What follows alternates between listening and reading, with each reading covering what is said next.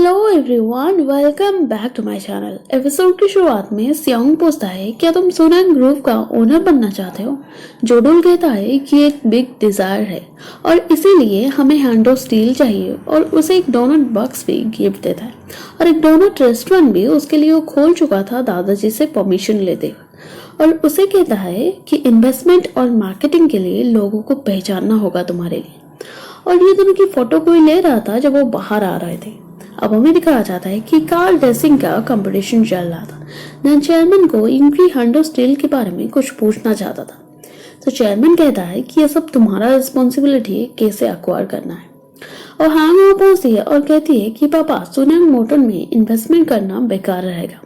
और चेयरमैन ये सुनते ही गुस्से से आ रहा होता है तो फिर से वो सेम चीज रिपीट करती है तो चेयरमैन और भी गुस्सा हो जाता है, जिस वजह से वो असेंबली इलेक्शन के लिए अब सपोर्ट नहीं करेगा वो बोल देता है। अब डोजुन भी ये सब चीज सुन रहा होता है और यहाँ में दिखाया जाता है कि सियोंग कार से डैम ग्रोव की कार अब आगे निकल गया था कंपटीशन में और चेयरमैन इस चीज को लेकर टेंशन में था। डैंग और शुनंग दो कंपनी एक दूसरे के कॉम्पिटेंट थे कोरिया में तब। और डैंग मोटर जो कंपटीशन में अब ओनर होगा ये दावे के साथ उसके ओनर यानी कि चेयरमैन कहता है। अब शोन ग्रुप का चेयरमैन कहता है कि सुनंग ही जीतेगा और इसी बीच कार इंजन में से कुछ प्रॉब्लम दिखाई देता है और फास्ट मूविंग की वजह से अब गैस लीक होना शुरू हो जाता है। जहां वर्कर कंपटीशन को रोकना चाहते थे पर उनकी यहाँ कहता है कि हमें बीच में से नहीं छोड़ना होगा, तुम बीच में से छोड़ दोगे तो तुम्हें पैसा नहीं मिलेगा। जिस वजह से वो कार को आगे लेता है और जिस वजह से अब आग लग जाता है कार में। और डैंग ग्रुप का चेयरमैन कहता है कि मेरे पीछे मेरे जैसे 5 बेटा है और तुम्हारा पीछे कोई नहीं। और ये चीज उसे बहुत हर्ट करता है। तो चेयरमैन ये सुनते ही और भी गुस्सा हो जाता है। तभी उनकी कहता है कि पापा मेरा बात हो गया है रिपोर्टर के साथ और कार क्रैश के सीन नहीं छापेंगे। तो चेयरमैन ये सुनते ही ऑलरेडी वो फायर हो गया था तो एक थप्पड़ लगाता है और वहां से गुस्से से चला जाता है। अब सीन शिफ्ट होता है जहां में दिखाया जाता है कि कार लॉन्चिंग का प्रोग्राम चल रहा होता है और यहाँ चीफ गेस्ट चेयरमैन था पर चेयरमैन कहाँ है अब किसी को भी नहीं पता था और रिपोर्टर को क्या बताएंगे ये दोनों टेंशन में थे। तो जोडुल कहता है मुझे पता है मैं उनको ले आऊंगा जरूर। और नेक्स्ट हमें दिखाया जाता है कि हांग जो कि सुनंग ग्रुप फैक्ट्री में काम कर रहा होता है, मतलब वो सुनंग की एक वर्कर है और लौटते वक्त वो चेयरमैन का ऑटोबायोग्राफी बुक वहां से ले लेता है और ऑटोबायोग्राफी 2000 में पब्लिश हुआ था पर वो अब 1996 में है और इसीलिए उसे मालूम है कि चेयरमैन उस दिन कहाँ पर था, इसीलिए वहां पहुंच जाता है। और चेयरमैन रेस कंपटीशन हारने के बाद चेयरमैन खुद आके कॉपी से फॉर्मूला देखते हुए कार में कुछ फिट कर रहा होता है और जोडुल को देखते हुए वो खुद शॉक में था कि यहाँ की ठिकाना उसे कैसे मालूम है। चेयरमैन का बिग डिजायर था सुनंग मोटर तो उससे वो पीछे हटना नहीं चाहता था और यहाँ कहता है कि मेरा जो 2 बेटा है उनको 50 साल हो गया है पर वो एक लॉन्चिंग प्रोग्राम में नहीं कर पा रहे हैं मेरे बिना।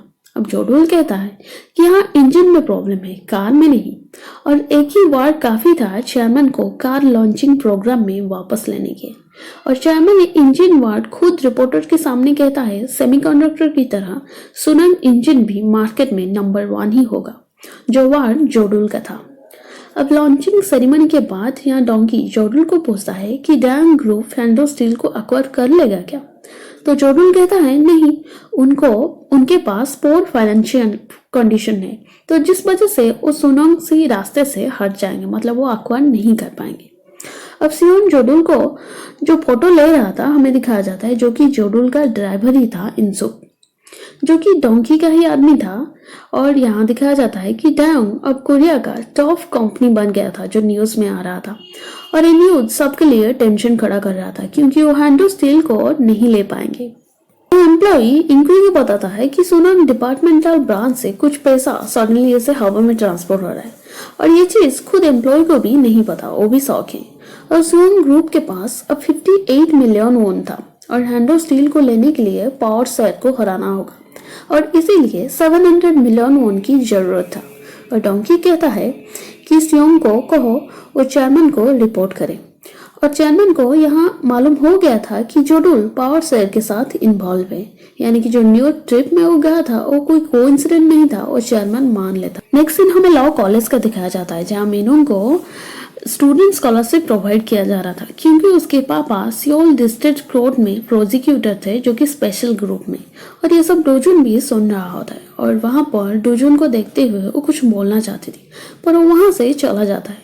तो उसके पीछे भागता है तो देखता है वो चेयरमैन के साथ चला गया और चेयरमैन यहाँ जो सोच रहा था वो डायरेक्टली पूछता है कि तुम 27 मिलियन वॉन अर्जेंटली न्यूयॉर्क में क्यों विड्रॉ किए थे।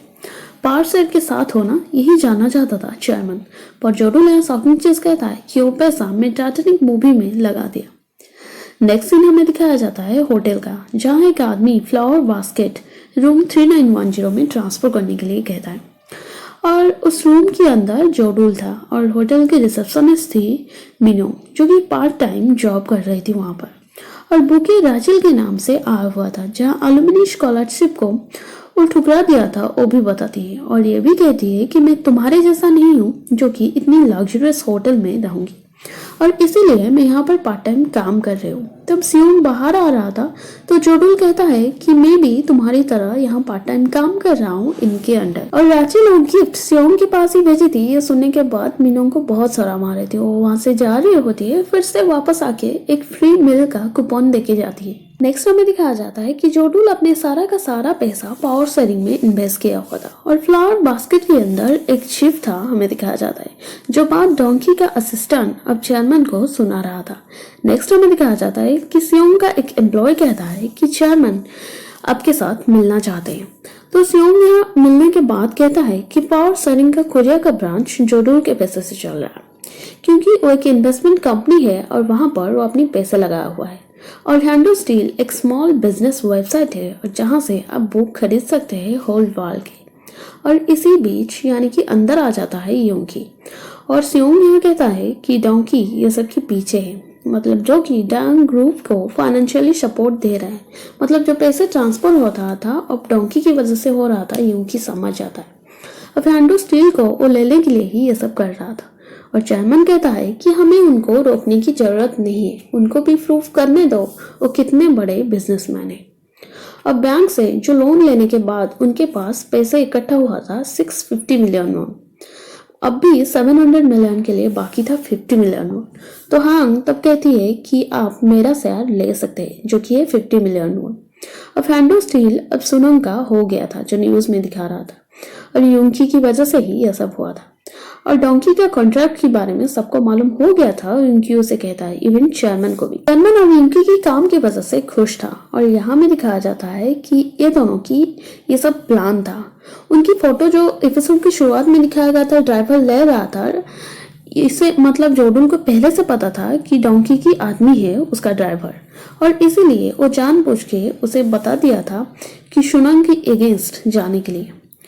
और बुके के अंदर जो चिप था उनको पहले से भी ये चीज मालूम था, क्योंकि मीनोंग जब फूड इनविटेशन का कार्ड कहते हुए दी थी उसके पीछे लिखा हुआ था कि फ्लावर के अंदर एक चिप है और उनके बाद रिकॉर्ड हो रहा है। ये जानने के बाद अकॉर्डिंगली वो एक्टिंग किए हुए थे। और चेयरमैन ये सब चीज सियोन को इसीलिए वो सब बोला था, अब इनके लिए उसे प्रूफ करना था, क्योंकि योंकी का इनसिक्योरिटी जो कि चेयरमैन के पास, और सियोंग योंकी की वजह से ही अब 750 मिलियन का डेट ट्रैप में था, मतलब कर्जे में था। अब अमेजन में इन्वेस्ट करने के लिए यहाँ ऑफर देता है ये, क्योंकि उसे जोडुल को प्रॉफिट होगा ये भी बताता है एज ए गिफ्ट। और पहला वाला जो प्रेसिडेंट था वो इकोनॉमिक क्राइसिस की वजह से अब पार्टी से निकल रहा था। अब जोडुल कह रहा था आपकी क्राइसिस मतलब मेरा अपॉर्चुनिटी। और एपिसोड यहीं पर खत्म होता है। नेक्स्ट एपिसोड देखने के लिए चैनल को सब्सक्राइब करें और वीडियो को लाइक करें और कमेंट करें।